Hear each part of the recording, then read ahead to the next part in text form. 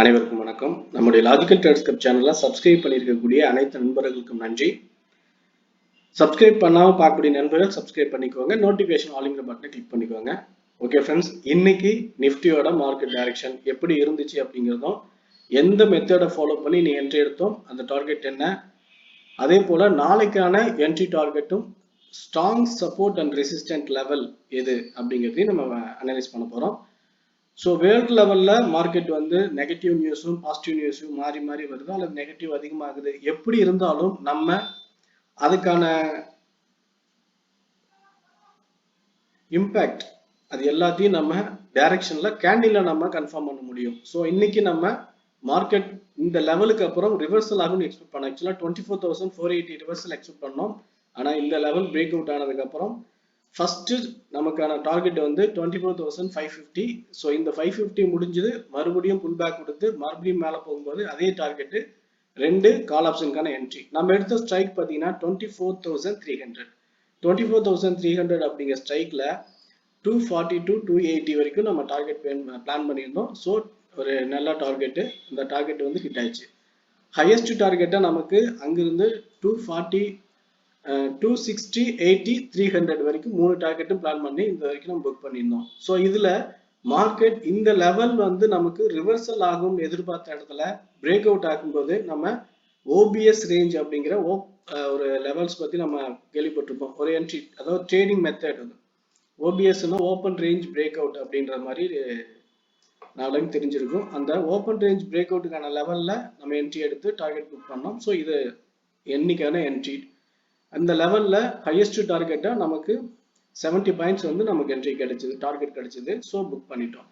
இது நம்ம ப்ரீவியஸ் வீடியோஸ்ல நம்ம சொல்லியிருந்தது, கால் ஆப்ஷனுக்கான லெவல்ஸ் வந்து ரொம்ப வீக்காகவும், புட் ஆப்ஷனுக்கான லெவல் வந்து ஸ்ட்ரென்த்தாகவும் ஸ்ட்ராங்காகவும் இருக்கும். ஸோ புட் ஆப்ஷன்ல ஃபோக்கஸ் பண்ணலாம், இதுதான் நம்மளுடைய பாயிண்ட் ஆஃப் வியூ. ஆனா இன்னைக்கு மார்க்கெட்டோடைய 5 மினிட்ஸ் கேண்டில் ரேஞ்சும் 5 மினிட்ஸ் கேண்டிலோடைய மார்க்கெட் ஸ்ட்ரென்த்தும் பார்த்தீங்கன்னா ஆப்ஷன் கால் ஆப்ஷன்ல ஸ்ட்ராங்கா இருந்தது. அதுக்காக வந்து இப்ப டைரக்ஷன் ஆப்போசிட்டா கால்ல மாறிடுச்சு, லாங் போகுது அப்படின்னு நம்ம சொல்ல வரல.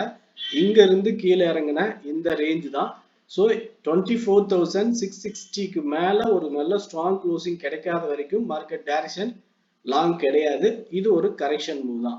ஸோ இந்த கரெக்ஷன் மூவ்ல ரேஞ்சு ரெசிஸ்டன்ட் ரேஞ்ச் ரிவர்சல் ஆகும்போது நமக்கு புட் ஆப்ஷனுக்கான பிளான் தான் ஸ்ட்ராங்கா இருக்கும். ஸோ அப்போ வந்து பாத்தீங்கன்னா இப்போ போன மாதிரி ஒரு ஜிக்ஸாக் மூமெண்டமா மேல இப்படி சின்ன சின்ன மூமெண்டமும் ஏறி ஏறி இப்படி போகாது, நல்ல ரேலியா சூப்பரான மூமெண்டம் கீழே இருக்கும். ஸோ அதனால நம்ம இந்த லெவல்ல 24,660 to 700 அப்படிங்கிற இந்த லெவல்ல ஒரு கிளியர் கன்ஃபர்மேஷன் எடுத்து லாங்கா இல்ல இந்த லெவல் இருந்து மார்க்கெட் ரிவர்சல் ஆகி 1 by 1 கீழே வருதா அப்படிங்கிறத நம்ம கன்ஃபார்ம் பண்ணணும்.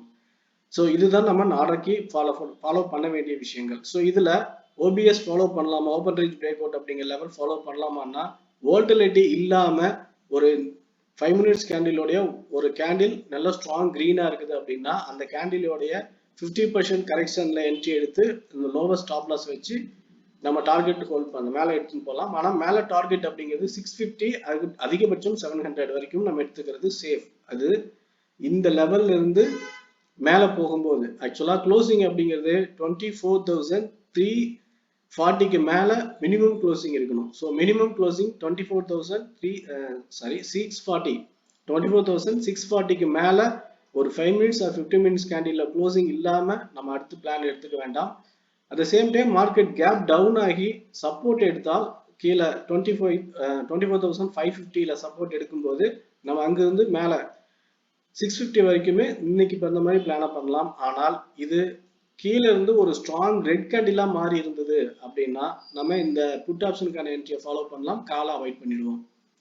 ஸோ நம்ம எங்க வந்து கால் ஆப்ஷன் எடுக்கணும், எங்க புட் ஆப்ஷன் எடுக்கணும் அப்படின்னு ரொம்ப கேர்ஃபுல்லா இருக்கணும். ரெசிஸ்டன்ட் ரிவர்சல்ல புட்டும், சப்போர்ட் பிரேக் அவுட்ல புட்டும் எடுக்கணும். At the same time correction லெவலுக்குள்ள மார்க்கெட் வந்து காலா புட்டான்னு கன்ஃபியூஸ் ஆகக்கூடாது.